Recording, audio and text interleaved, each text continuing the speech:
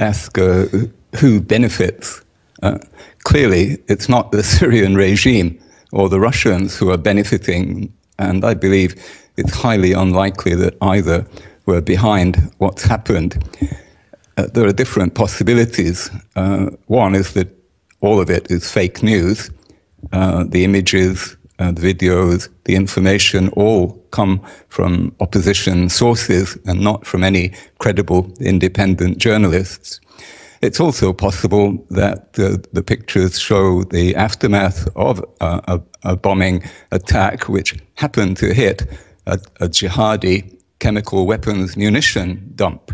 We know for a fact that the jihadis were storing chemical weapons in schools in eastern Aleppo because these were seen later by Western journalists. This is one distinct possibility.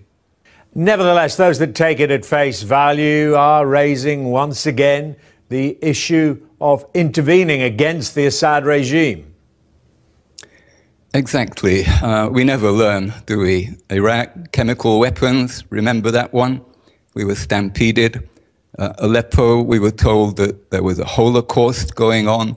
Massacres didn't happen. Independent reporters went in afterwards and saw no evidence of massacres. What we did see were fighters being bussed out quietly.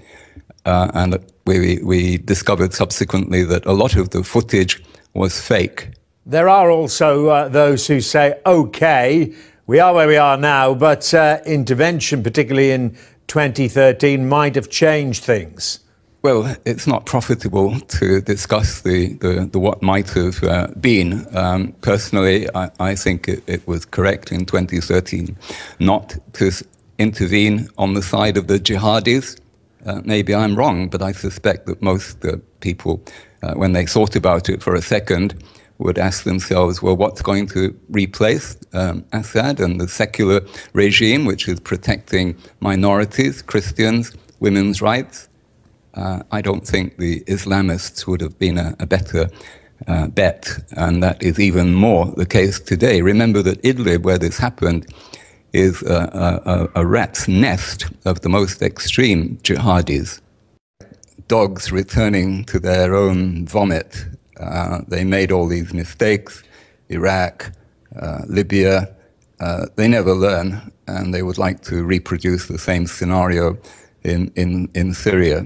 Fortunately, the Trump administration moved only last week, and this may be significant here, moved only last week to disown the Obama policy of trying to unseat the Syrian regime.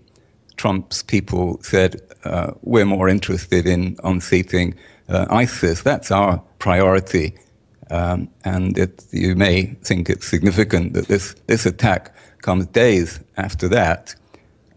Now, if the jihadis wanted to complicate Trump's task of making America's policy more sensible, they wouldn't have gone about it any other way than trying to mount a piece of fake news like this.